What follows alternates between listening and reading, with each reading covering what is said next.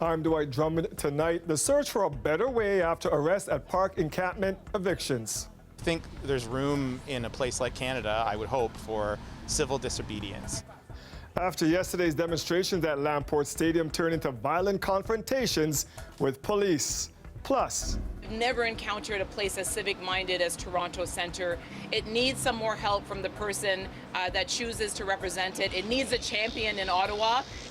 Green Party leader Annamie Paul opens her Toronto Centre campaign office as a federal election call draws near, but her future as party leader remains cloudy. The Toronto Blue Jays will spend the rest of their season with the Rogers Centre as their home field. But some people who purchased tickets early say the team hasn't stepped up to the plate. I'm Jessica Ng, and coming up, I'll have that story about a ticket conundrum. First tonight, health officials are trying to push for higher vaccination rates as the province tries to stay protected against the latest variants. While Toronto will be hosting mass vaccine clinics this weekend in Mississauga, some are closing. Dalia Ashry explains. I'm a registered massage therapist, so it's important that I get the vaccination. Some people had appointments. Others, like Doug Hewer, just showed up to the Metro Convention Center today to get their COVID-19 vaccine. I have an appointment in August, so I wanted to get it done sooner. Starting today, all mass vaccination clinics in Toronto are taking walk-ins in hopes of reaching more of the population that hasn't yet been inoculated. Youth over 12 and adults can head at any mass vaccination clinic in this city between 12 and 7 p.m. A convenient option for those with busy schedules, like this woman. Whenever you have a break, you can just walk in. So this is a great initiative. Meanwhile, in Mississauga, with 60% of the population there fully vaccinated, some of their mass vaccination clinics are expected to close on July 26th. Peel Public Health has already begun transitioning resources away from our mass vaccination clinics to focus on targeting those areas in our communities who haven't yet received their shots. A similar focus is happening in Toronto. Mayor John Tory addressed the shift and push to get more people vaccinated in areas with lower vaccination rates yesterday. This push focused on the York, Etobicoke, Rexdale area of the city so as to remove barriers to vaccination and to help with access for local residents and increase vaccine uptake generally. In Toronto this past week, 41 pop-up clinics were held in 6 priority communities, and so far 12,000 doses administered. And thousands of more doses are expected to be given out this weekend in North York through the Vax the North clinic in Mel Lastman Square. Dalia Ashry, CBC News, Toronto. The Toronto Police Homicide Unit is investigating after a man and a woman were found dead in a Dufferin and Eglinton area home. Emergency crews were called to the scene just after the lunch hour on Wednesday. A man and a woman were located with obvious signs of trauma. Paramedics tried to revive the pair, but they died of their injuries. No arrests have been made, and investigators aren't searching for any suspects at this time. One person was killed and 3 others injured in a 2-vehicle crash on Highway 27. It happened yesterday evening around 7:30 p.m. near Eglinton. Police say both vehicles were heading southbound when one of the drivers changed lanes, suddenly striking the other vehicle. A 37-year-old passenger died on scene. Police are asking any witnesses to come forward. And police have arrested a 32-year-old man in a fatal hit-and-run in the Portlands that killed Jamil Nazarali on Monday. Robert Kada turned himself in today. Police say an argument took place on Monday. Then the suspect got into a pickup truck and struck a pedestrian. Paramedics made life-saving efforts, but the victim was pronounced dead on the scene. Casa is facing multiple charges, including second-degree and attempted murder. The trial of Linda O'Leary, wife of celebrity businessman Kevin O'Leary, heard closing arguments today. O'Leary is facing 1 charge of careless operation of a vessel under the Canada Shipping Act in connection to a 2019 boat crash that killed 2 people. Talia Ricci now with more from court today. In this video shown in court, a boat that Gary Poltash, Susanna Brito, and a few others were passengers on sets out to stargaze on Lake Joseph in the Muskokas. The footage appears to show the boat turn off its lights. Less than an hour later, the boat and one driven by Linda O'Leary collided. Poltash and Brito died. In his closing arguments, O'Leary's lawyer Brian Greenspan argued she should be cleared of responsibility for the fatal boat crash. Linda O'Leary may have been straining her eyes to see unlit boats, but she can't see something that is invisible, he told the court. There's just an absence of evidence to support any elements of careless operation of this boat at the time of the incident. In his testimony in his wife's defense yesterday, Kevin O'Leary also described the boat they hit as invisible. He testified he could not recall if she had any alcoholic drinks that evening. Court earlier heard testimony from a police officer who said Linda O'Leary registered an alert range level of blood alcohol on a breath test taken shortly after the crash. The officer said she told her she only had one drink and it was after the crash. Earlier this week, court reportedly heard from an OPP collision reconstructionist that the crash occurred due to the boat failing to have proper navigational lights in the dark. It was impossible for the Cobalt to take any action to avoid collision, Greenspan told the court today, referring to the O'Leary speedboat. He concluded this prosecution should never have proceeded.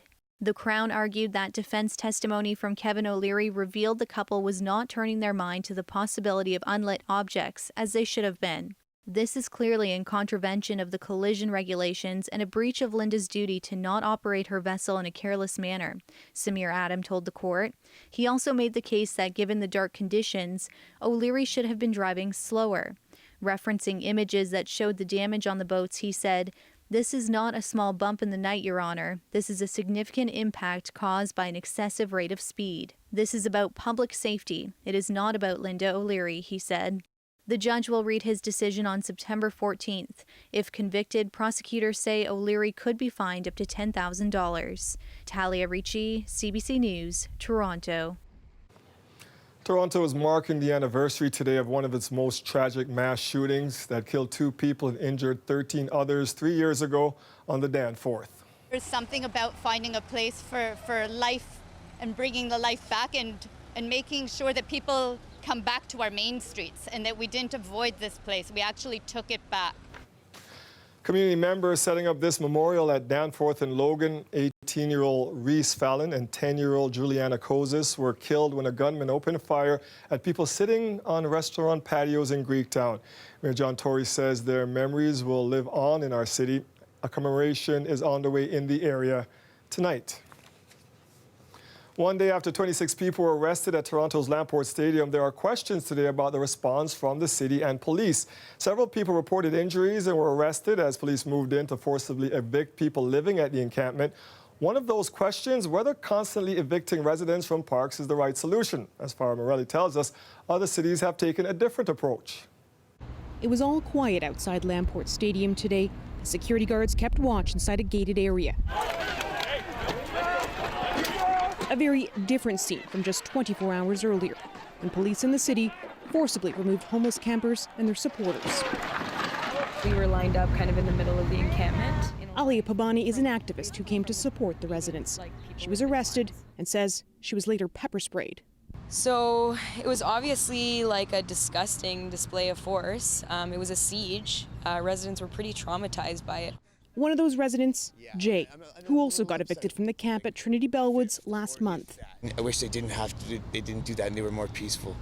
Today, some are questioning whether the repeated evictions of homeless campers actually addresses the core problem. I think it's disappointing not only for law enforcement, but also for our political leaders that when they see the scale of a problem like affordable housing, that the solution is we'll just sweep it somewhere else.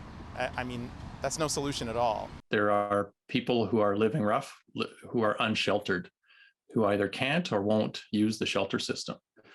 And so our idea was, let's create a space where each of those people can have their own house. In Kitchener, a similar cycle of evictions was happening until volunteers unilaterally set up what's called a Better Tent City, where residents are housed in their own tiny cabins and have access to community supports and health services. The city later donated land for the project. So there's all kinds of ways that we've taken the tent city, the benefits of a tent city, and improved on them and built a community. We asked the City of Toronto if it would consider a similar model, and if so, why not? It told us, quote, the city has safe, indoor accommodation for people staying outside, including through its hotel program.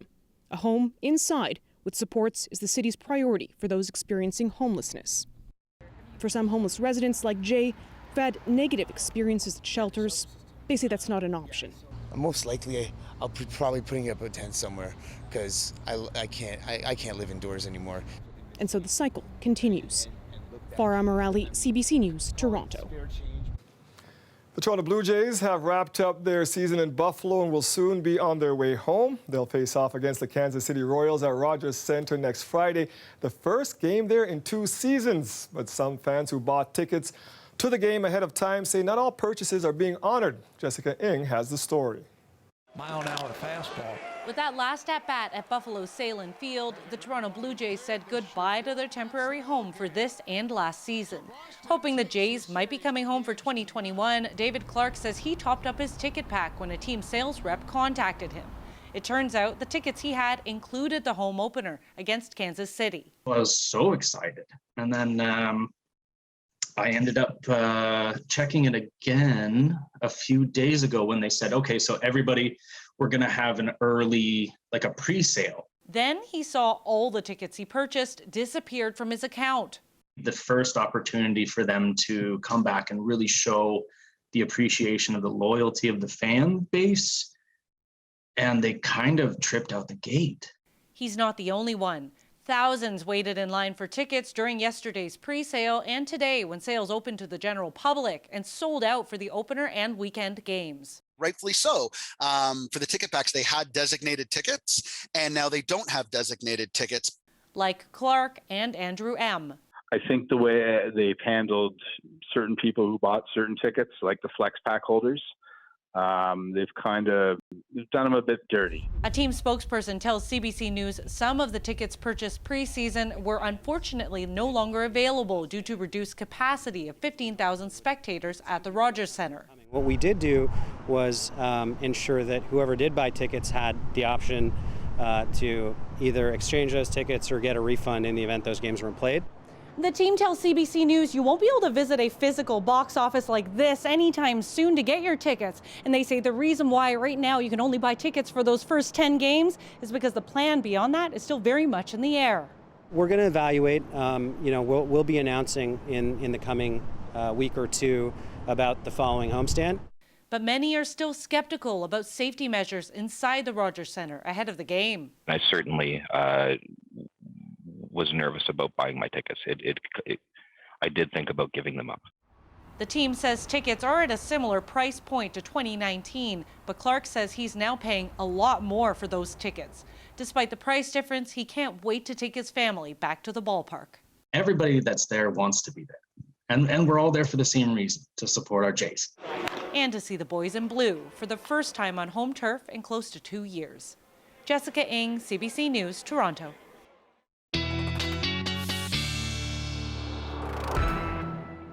So, Colette, we're not in the controlled environment of a studio. We're in the newsroom here. It must be hot outside because, girl, I am hot. So, yeah, that's right.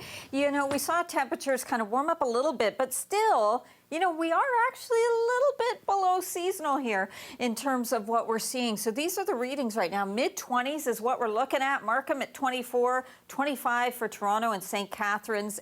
And in terms of humidity, the humidex, yeah, we don't really have to worry about that till we get to the second half of the weekend. And when I say worry about it, I mean they're going to be spiking up to 35 and above that humidex value. So take it in and enjoy this, even if indoors maybe it's a little bit muggy in some cases. Okay, your current winds, just kind of showing you in most cases a little bit of an anomaly here for Toronto and Hamilton, but you're kind of seeing that we still have that northerly breeze. That's what we've seen through most of the day, north to northwesterly. And so that provided just that little bit of coolness. I mean, it's hard to say that when we're in July, but you know what I mean. A few isolated showers primarily to the north and drying up in the atmosphere. A few scattered showers into eastern Ontario. That's kind of it for active weather. But things are going to be changing. Tomorrow we get into this nice carved out area. Lots of sunshine through the GTA. A little more scattered precipitation. Not much of it, but into southwestern Ontario. But into Saturday, the day starts off nicely. A little later in the day, things are going to change. I'm going to go into more detail on that coming up. For tonight, your low 15 again. A little warmer tomorrow. Look out, Dwight, 27. I've moved the fan closer. Okay, good. I don't have my hair to worry about. Thanks, Colette. It looks so good. Weather is brought to you by Train. To cool and clean the air in your home, it's hard to stop a train. Train, the most reliable heating and cooling brand. A Markham woman says Freedom Mobile keeps giving her phone number to other people, even though she's still using it. Suhai Carter swapped cell phone providers last year, but took the number with her. Still, she says the company has assigned it to other people 3 separate times. And as CBC's Paula Duhacek reports, it's a problem the company has run into before. There's FaceTime calls and phone calls coming from Manitoba, and I don't have any contacts there. Suhai Carter has printed off lists of phone calls and text messages made to her cell phone, but not to her. Carter says it's because her former cell phone provider, Freedom Mobile, keeps giving her number to other people, even though she's still using it. I think there's a big privacy concern, of course. You know, we send a lot of things, a lot of personal things over our text messages. We call people for specific reasons. So it's not great knowing that you don't know where your communications are going to end up. She's told Freedom Mobile about the issue, but she keeps getting calls from people wondering why their messages are going to her. You know, they're getting mad at me for taking over their phone number when really I had nothing to do with it. So it's a bit stressful. It isn't the first time this problem's happened. 2 years ago, CBC reported on another former customer who said his text messages went missing after Freedom assigned his active phone number to someone else. At the time, the company said it was investigating how the mix-up happened. This time around, Shaw Communications, which owns Freedom Mobile, says when numbers are ported from Freedom Mobile to another provider, they're automatically quarantined in a port-out pool, so they cannot be given out to any new customers. Unfortunately, in this case, due to a human error, the customer's number was not put in the port-out pool. As for Carter, she hopes the situation has been sorted out once and for all. She's getting close to graduation and doesn't want to miss any calls from future employers. I don't think it's very professional to have a lot of mix-ups in your communication, so it would be something that I'd like to have settled so that I can enter the workforce without this being a major concern. Paula Duhacek, CBC News, Toronto. Federal Green Party leader Annamie Paul launched her campaign office here in Toronto today, despite the fact that a federal election has yet to be called and her leadership of the Green Party remains in jeopardy. Greg Ross has more. Hello, hello, hello. Bonjour tout le monde. Annamie Paul tried to put her best foot forward as she launched her new campaign today in Toronto's City Centre. Paul dodged questions about the fact there's a cloud of controversy hanging over her leadership of the Green Party, with some members trying to have her removed. Court documents show that Paul took action to stop the party from holding a confidence vote on her leadership.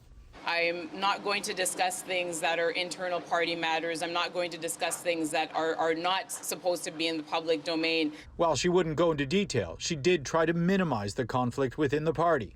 These are the actions of a small group of outgoing councillors. This was not an action sanctioned by our federal council. It is not an action that came before our federal council. And so I am asking people to just have patience. The issue stemmed from comments made by one of Paul's advisors in May. They were in reference to allegations of anti-Semitism in the party surrounding the conflict in the Middle East. That upset some party members. She refused to do anything to either distance herself from her, those comments, to defend caucus. The federal council. Matthew Slowly is an active Green Party member and runs his own Facebook page about the party. He says the issue is much bigger than Paul is admitting to. The members in their thousands have called for her removal, so it's not just a small group of individuals. She should have properly represented what the member-approved policy was. If she differs from that policy, she can, but she has to clearly explain the difference between her position and the position of the party, and she's never done that. Paul seems content in leaving it in the hands of the courts to decide, instead setting her sights on the next federal election. I'm going to really insist moving forward that the focus should be where it needs to be, which is on the issues, first and foremost on the issues. Yesterday, the Green Party and its fund filed their own lawsuit in Ontario Superior Court in the hopes of moving forward with a vote of non-confidence. Greg Ross, CBC News, Toronto. The opening ceremonies for the Tokyo 2020 Games are just hours away, and organizers are scrambling to deal with unexpected controversies. Earlier this week, a composer for the opening ceremony music had to step down over some past comments. Today, the director of the opening ceremony was fired because of a Holocaust joke he made during a comedy show in the 90s. Phoebe Amoroso has the latest now from Tokyo. Organizers were very swift to move to dismiss Kobayashi. Kentaro Kobayashi has been found to have used lines in his own performance in the past that made fun of painful historical facts. In response, the Tokyo 2020 organizing committee has decided to dismiss Mr. Kobayashi today. And this was partially a response to what happened with Oyamada. He was in charge of composing a section of the opening ceremony music, but then it came to light that he had given an interview in the 1990s to a magazine where he had said that he had bullied disabled classmates without regrets. As for the issue of Keigo Oyamada, who resigned over his past bullying scandal, this was something that should not have happened, and I believe that we should have made an immediate decision and dismissed him. This is, of course, completely at odds with the message that the Olympic organizers are trying to send with diversity and equality. He did apologize for his actions, but facing increasing pressure, he stepped down. The organizers, however, were fiercely criticized for not dismissing him in the first place. However, they are now in a quandary over what to do regarding the opening ceremony. And just this morning, President Seiko Hashimoto of the organizing committee here in Tokyo said they were rethinking the whole structure. Adding to this, it's come to light that former Prime Minister Shinzo Abe will not be in attendance. He was instrumental in bringing the Olympics to Tokyo. He spoke very passionately in front of the IOC back in 2013, saying that the Games here would be a symbol of Japan's recovery after the 2011 Fukushima nuclear disaster. However, he's made a decision not to attend, given that Tokyo is under a state of emergency. COVID-19 cases are rising. Just today, cases approached almost 2,000. That's at a 6-month high, and there are more cases confirmed inside the Olympic Village. All of this is leading many to fear that the situation is not under control, and health experts have been warning that the city could be facing a critical moment, a critical surge, and concerns are rising. Phoebe Amoroso for CBC News, Tokyo.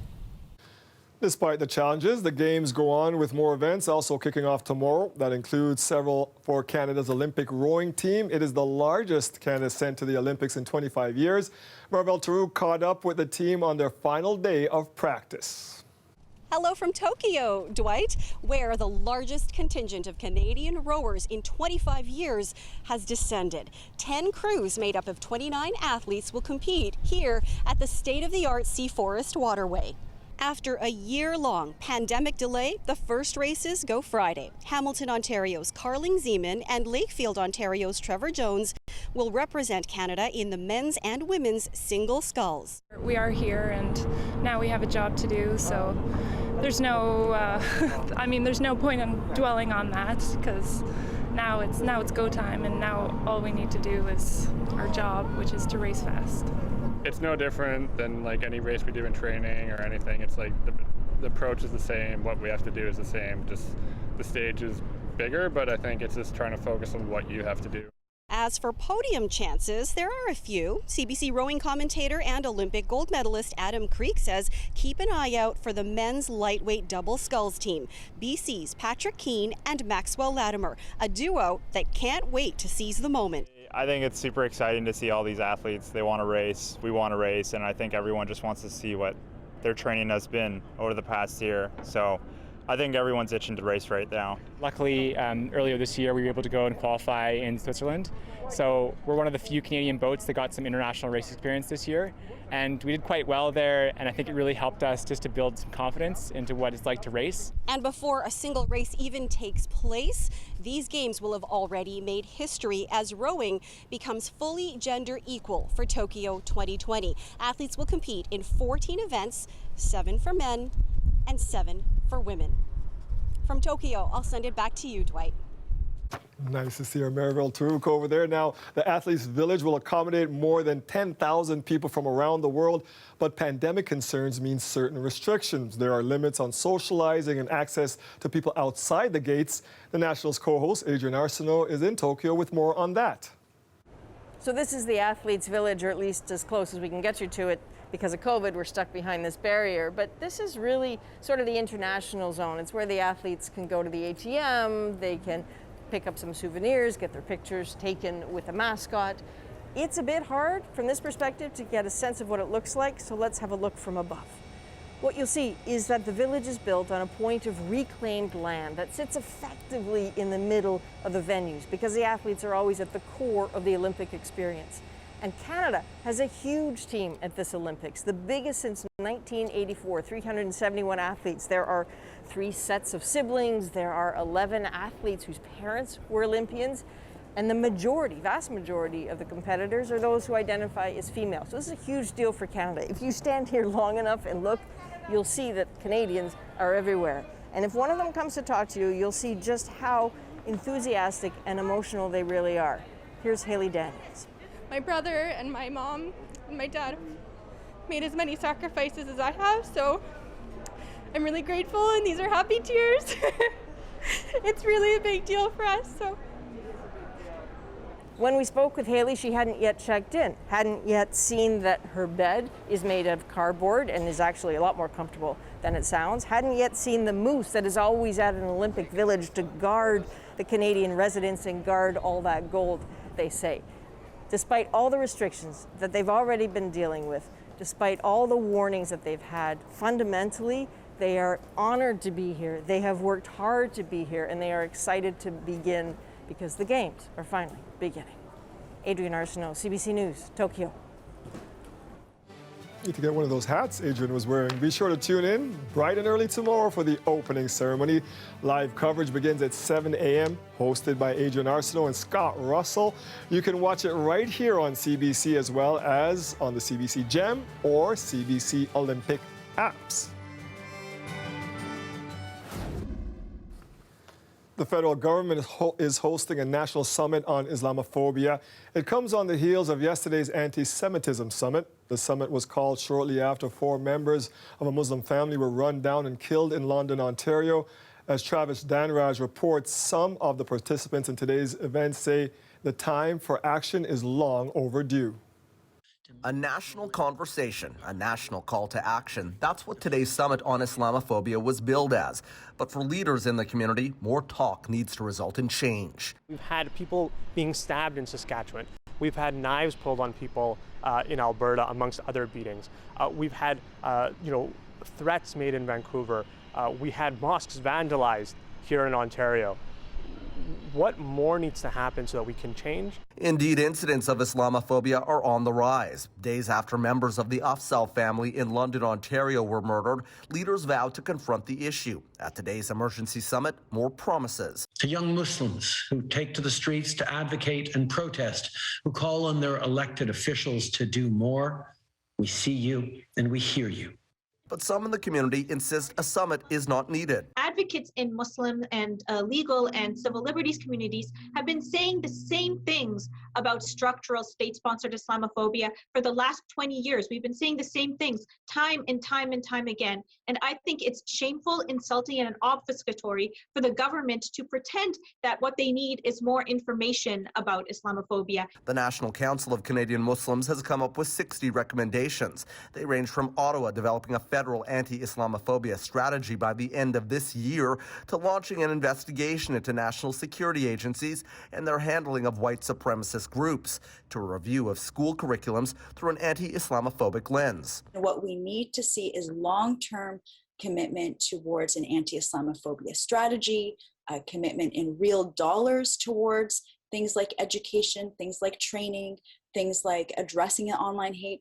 All solutions right now that are in the works. The real test will be implementation and ultimately change towards dismantling systemic hate, which is an increasing threat to Muslims across the country. Travis Danraj, CBC News, Ottawa.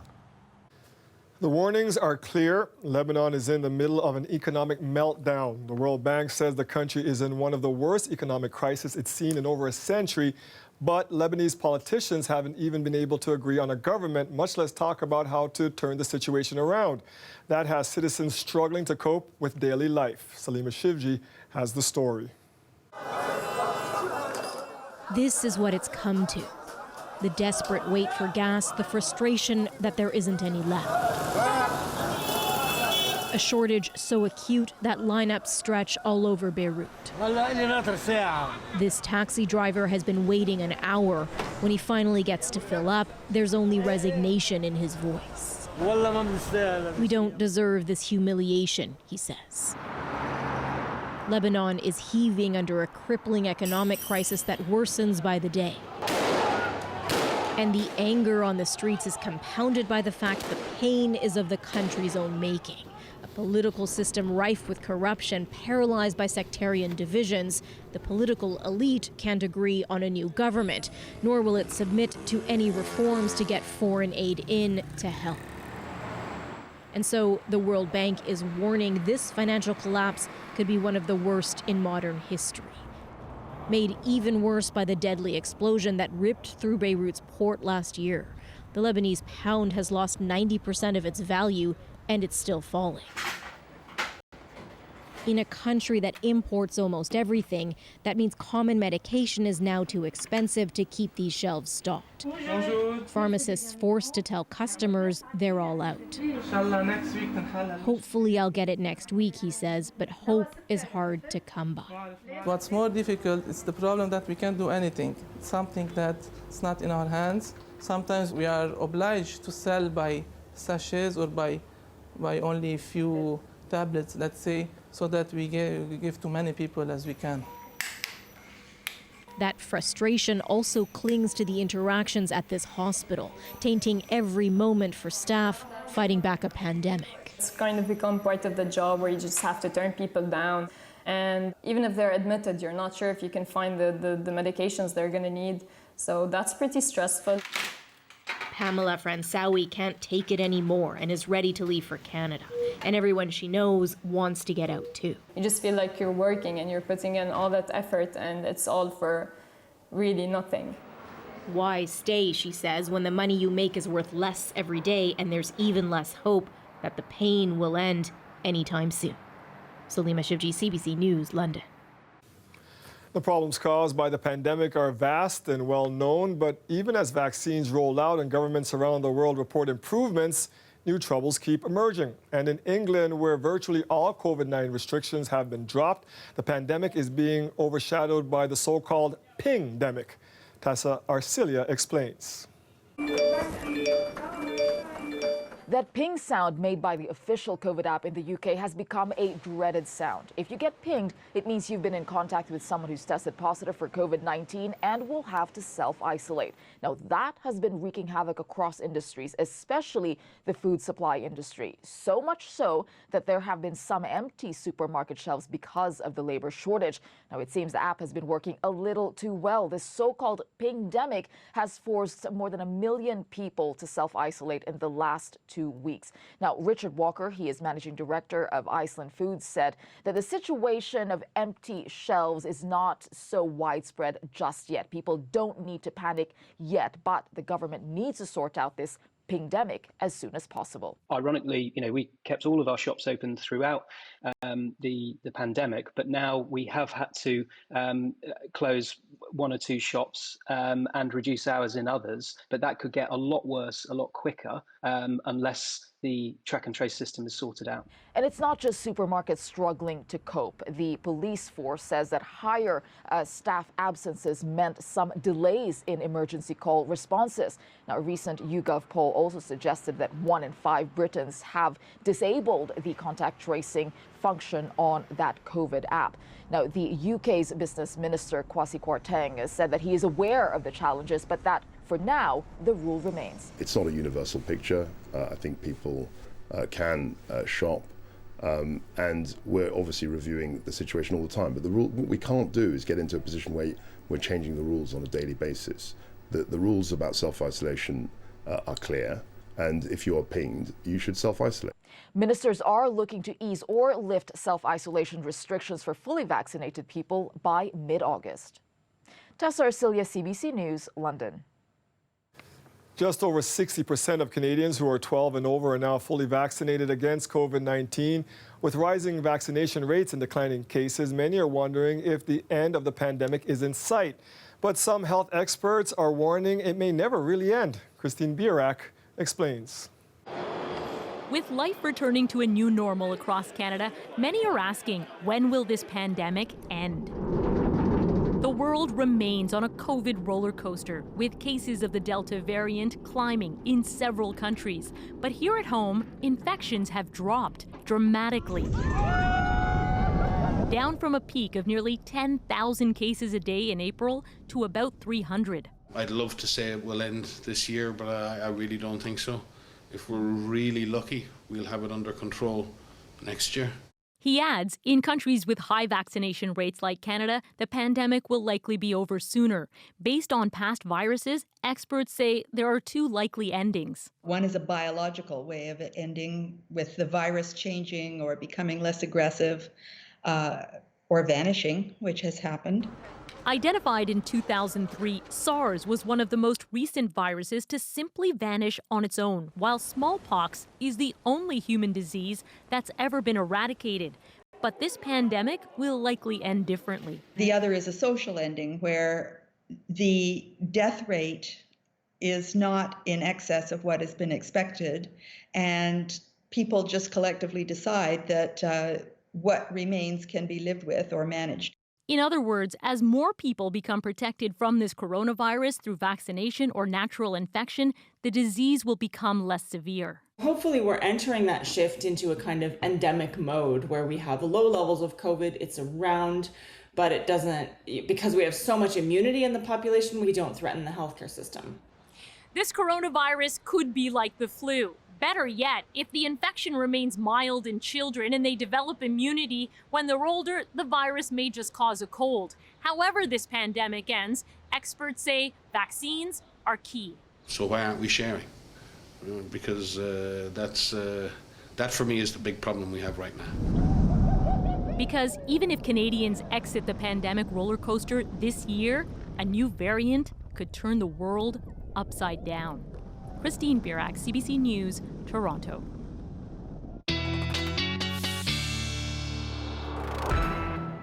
So, Colin, I've got my Beyonce fan going. Can you tell?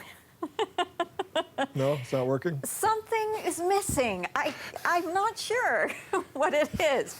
Yeah, get me one of those up here. I'll show you how it's done there, Dwight. I love it. Yeah, it's a little warm in the newsroom, but outside, temperature's actually a little bit below seasonal in terms of what we've been seeing. Well, tomorrow that changes. We're back to seasonal. It's going to be a nice day as well. We're going to see a lot of sunshine in the forecast for Friday. Nice way to take on a Friday, right? Saturday, though, into the afternoon and evening hours, have some rain pushing through, some embedded thunderstorms possible as well in there. So there'll be some areas where we're going to see some heavier amounts, could pick up 30 millimeters there. And how about that heat? Yeah, you're going to need those fans. That's by Sunday and then to the beginning of next week. Temperatures are going to be up closer to that 30-degree mark, and the humidex values into the mid-30s and even upper 30s in some cases. So doesn't that make this feel just so comfortable when we look at these current readings? We do have some rain showers on the radar, not impacting the GTA, but towards Kincardine through here, it looks like some heavier rain coming your way. Over into eastern Ontario, too, right around about Westport, kind of pushing through where you're getting some downpours, and then other areas not seeing anything through there.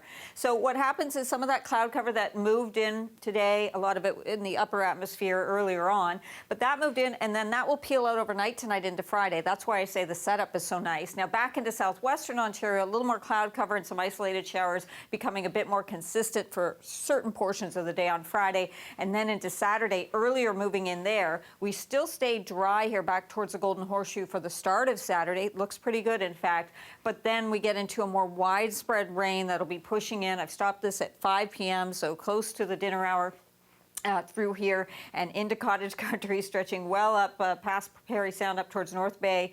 And Saturday later, we'll get into a break, just some isolated showers, but there's going to be another round. However, what's important about that and the timing is I think that other round will come through and kind of move out before Sunday morning. So then Sunday again gets to be a pretty decent day. That's where the heat comes on too, and the stickiness. Tonight's temperatures, they're still looking good. If you want to put the windows up, never mind that air conditioning, you won't need it. Hopefully you'll sleep like a baby. And then looking at Saturday, because of that system coming in, we could see those temperatures kind of capped around 24, 25, and then no more daytime heating. If it holds off a little more, that temperature could go up a bit into Sunday, though. That's only early morning. I've got showers in at least at this point. And looking ahead, Sunday, Monday, Tuesday, some drier conditions probably, but humidity's coming for you, Dwight. It is summer in the city. Thank you, Colette. There you go. Yeah, you're welcome. As we head to break, here's a look at where the markets closed today. The TSX closed down by 13 points. The Dow went up by 25. The dollar traded higher at 79.57 cents US. We'll be right back. The seeds of discontent are being sown in a cozy little community in Quebec.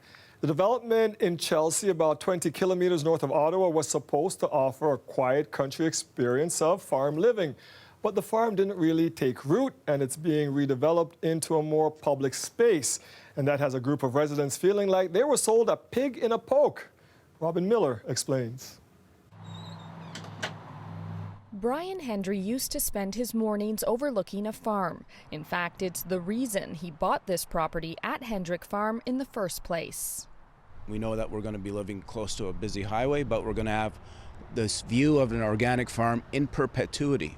We signed a big stack of contracts.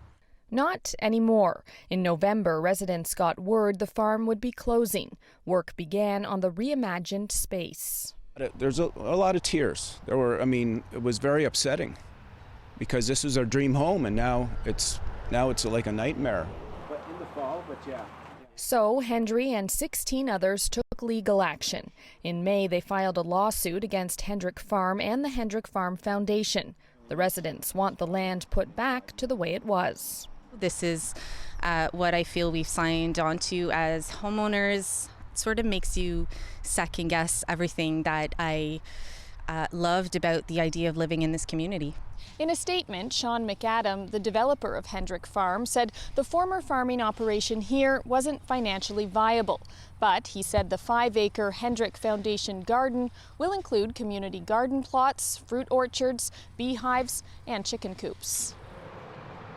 But it will also incorporate picnic tables, walking paths, and a possible skating rink, all open to the public. And I personally feel as though I've been a combination of played with and betrayed. And so before I move on, I'd like to see what our rights are, and I'd like to see if we can enforce those. The farm issue has divided the tightly knit community. Resident Mike Cuisinot has lived here almost 5 years. I'm good with it. I see the positives of the changes as in terms of bringing the community even closer, a space to gather. He does, however, respect his neighbors' rights to legal action. But for now, the developer says plans are moving forward. Robin Miller, CBC News, Chelsea. The Leafs roster has shrunk by 1 after last night's NHL expansion draft. The Seattle Kraken picked up Jared McCann from Toronto. McCann never even wore a Leafs jersey on the ice, only being traded to Toronto from Pittsburgh last week. Leafs GM Kyle Dubas talked today about why the team was willing to lose McCann. We just elected to keep the strategy as is, but we did look at it and investigate it for countless days prior to the trade and then in the subsequent days, hours after. There was speculation heading into the draft that Alexander Kerfoot would be vulnerable. The move to not protect McCann in the expansion draft keeps the Leafs roster intact. Dubas says he's willing to bet next season Toronto will break through in the playoffs. Yeah, right. Oh, sorry. Hey, Colette. Did you watch it? Watch what? The Leafs? The draft. No, I didn't watch the draft, but I did watch the Leafs series, and I regret watching it. Oh, yes. Okay, well, that, yes. I watched the draft, and there were some quirky moments. If you watched it, you probably know what I'm talking about. Let's show you what's going on here on the radar. Into eastern Ontario towards Kingston. It was pushing through Westport a little bit ago and kind of probably going to tag around Gananoque there. And then drying towards the GTA, so this is going to be dissipating. We don't have to worry about that. But coming off the shores of Lake Huron as well, so north of Goderich over towards Kincardine, you've got some wet weather there coming in this evening. Tonight, though, for Toronto, it's well, clearing skies. So we'll say mostly clear, 15 degrees. And tomorrow, those winds changing towards the south. They're not very strong, but look at our temperature. It's going to be a little warmer than today, kind of back to seasonal. A lot of sunshine in the forecast too. So a really nice day for us on Friday, weather-wise. And then into Saturday, we are looking at that storminess. And again, the timing is looking like it's later in the day Saturday, so that you get a good parcel of the day with dry conditions and able to get outside and do things, but kind of keep an eye on things. But into the afternoon, later afternoon and evening, wet weather on the way. And then Sunday and into the beginning of next week, the heat comes back, and we're going to see those dew points going up as well, so the humidity going up there too, Dwight. Back to the Humidex. So mow the lawn and weed the garden early on Saturday. Thank you, Colette. You're welcome. Good plan. That is our show for tonight. Thank you for joining us. We'll see you back here tomorrow at 6. Have a great night and stay safe, everybody.